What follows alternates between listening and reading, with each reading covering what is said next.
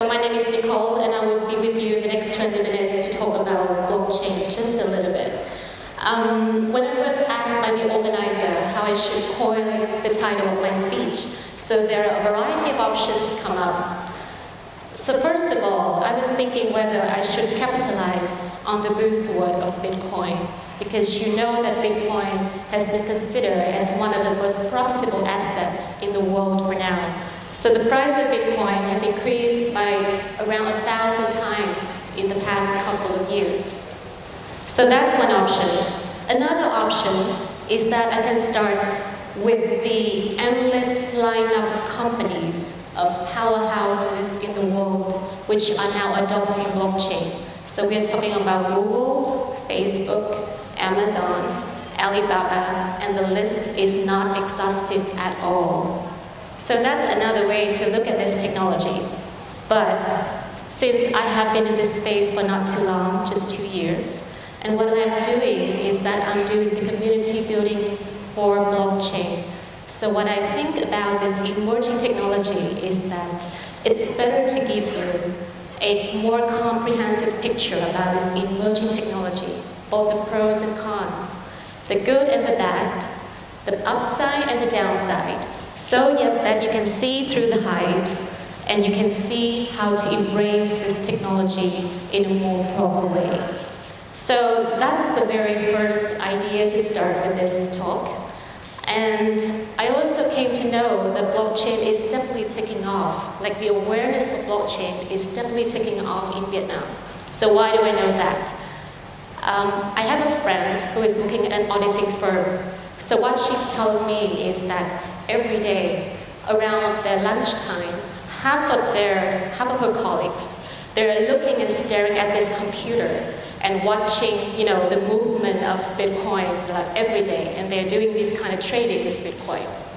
And for one day, when we were having like a dinner, like a meetup, so what she's like, I don't see her husband, coming along to dinner. So I was like, so what exactly he's doing? I mean, we have a dinner meetup today.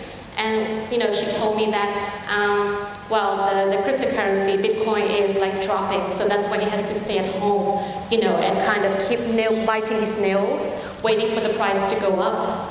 And that's just happened like on a daily basis. And I mean, it's like, okay, this Bitcoin is actually like, taking its toll in Vietnam. So a lot of people know about this.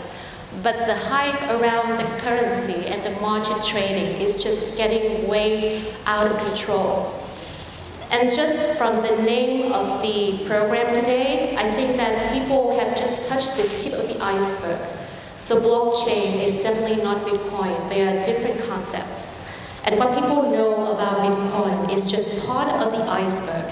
And what the underlying technology and blockchain does mean so much more than the currency itself and the daily margin trading that people are getting too much hype about.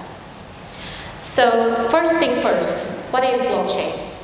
I think a lot of people here might know about Bitcoin, and a lot of people know about what Bitcoin does. And it's very understandable just because the concept of Bitcoin predates blockchain just a little bit. So back around like 10 years ago, back in 2009.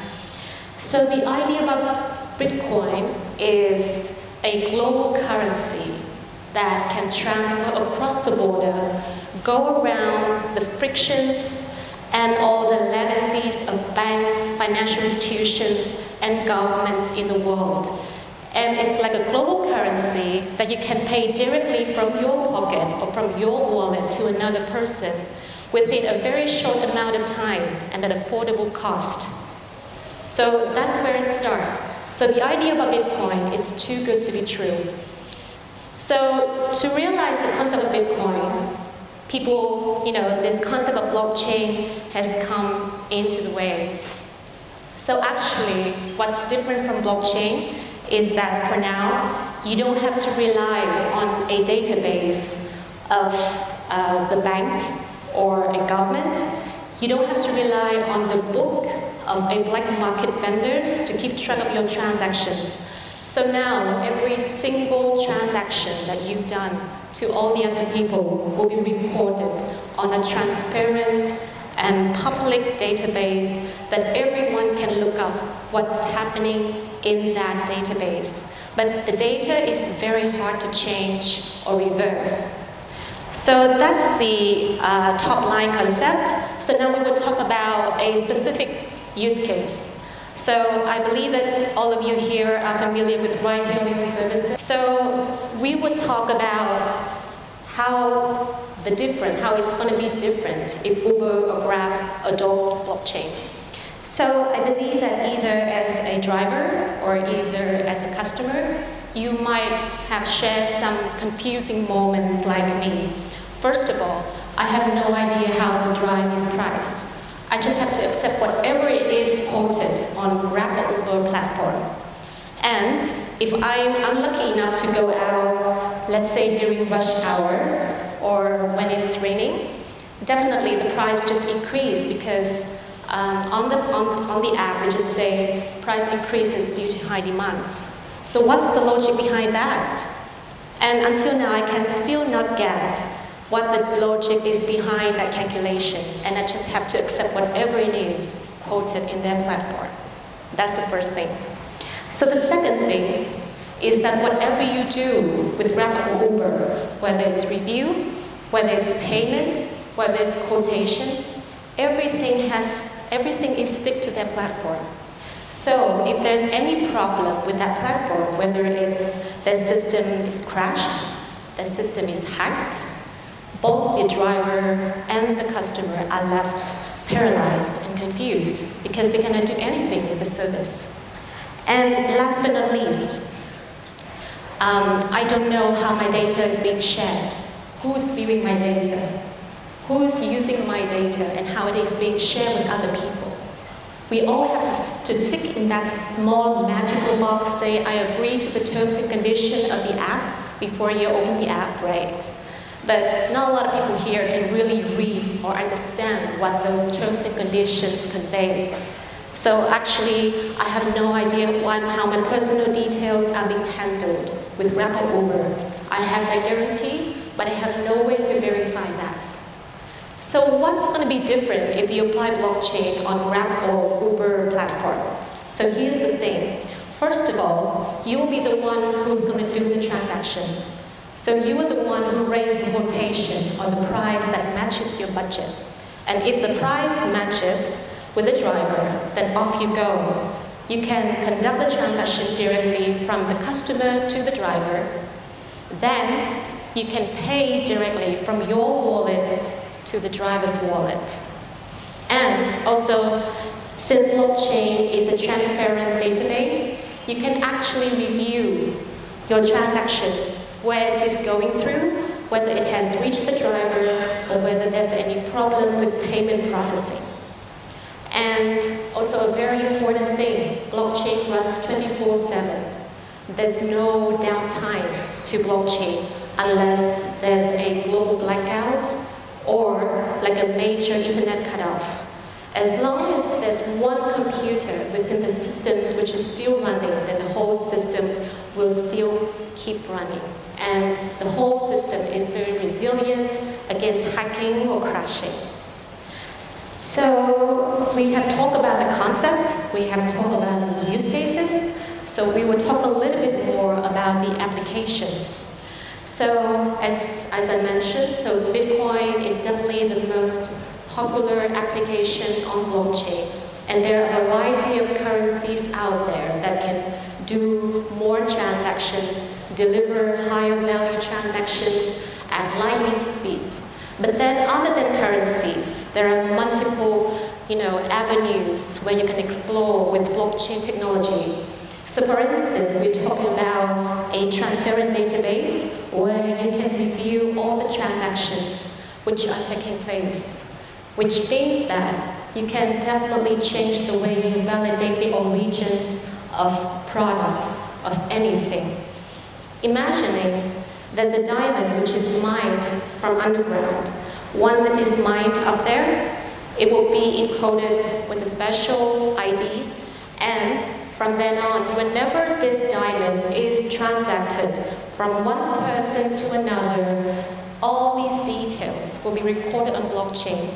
And if you, as the next person who's going to buy that diamond, you can definitely go back to blockchain, look up the transaction, and get verified that the diamond is real or genuine.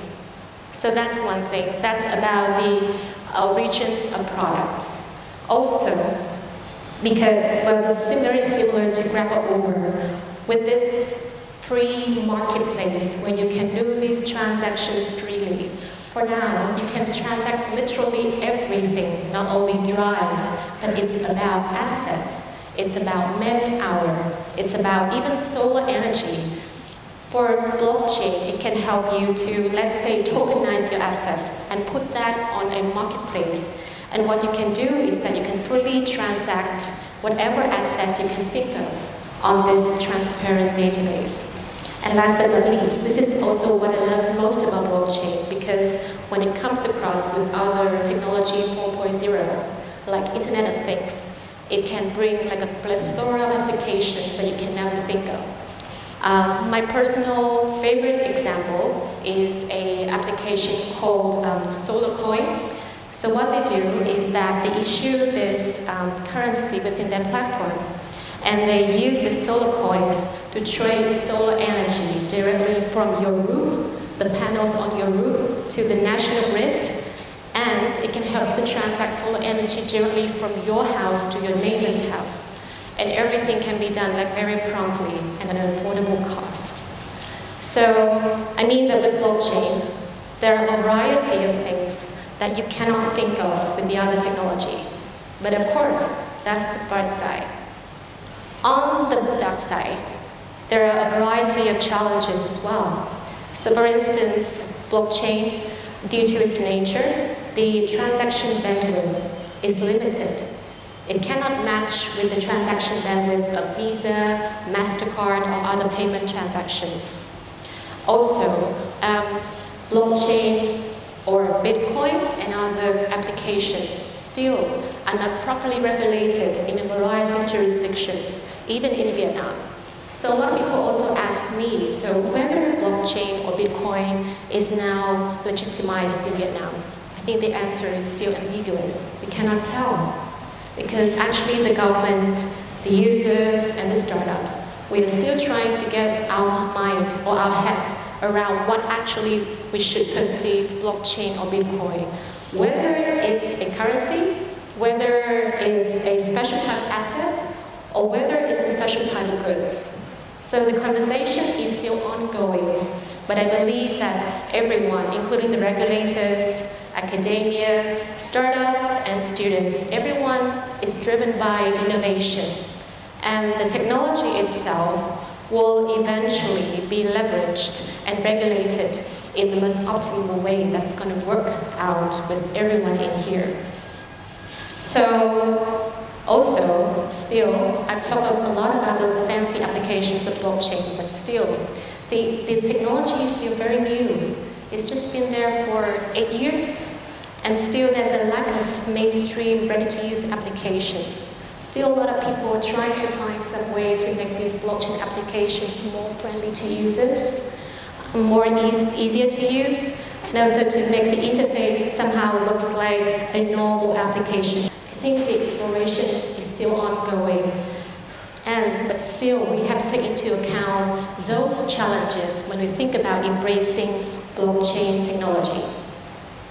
So just to share a little bit more about Vietnam. So for my country, we are lucky enough to be in the space for 2 years. So we've done quite a few things around the community, and we have witnessed, massive interest in this technology in the last 6 months. So we've done like a small survey with around 30 tech giants and tech startups in Vietnam, and around 80% of them believe that trust and cost efficiency are the biggest value that blockchain can add on to the existing ecosystem. And half of them believe that blockchain is going to thrive in the next 3 years. And being a person in this changing, ever-changing space, this is a very exhilarating experience for me. And I think that at the moment we have already around 20 blockchain startups in Vietnam, which is like such a small number. But this list is not exhaustive. I believe that definitely you can be one of these entrepreneurs when you find some relevance between blockchain and your solutions. So I think boiling down, I have so many things to share with you, but then when it comes to the conclusion, boiling down, what would be the best thing that I like about blockchain?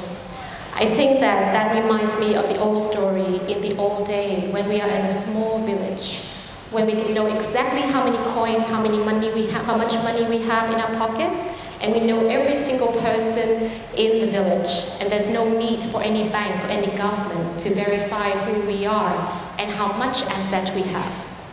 I think blockchain somehow helps to bring back that original beauty of ownership, the very basic right of humans. So with blockchain, you can definitely prove your assets, you can prove who you are with this blockchain database without having to go through all the complexity of middlemen, of intermediaries, banks, or financial institutions, and so on.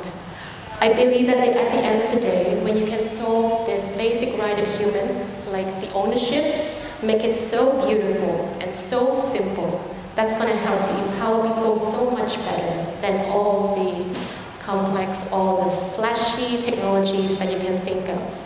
Thank you very much for having me today, and I wish you a very happy day.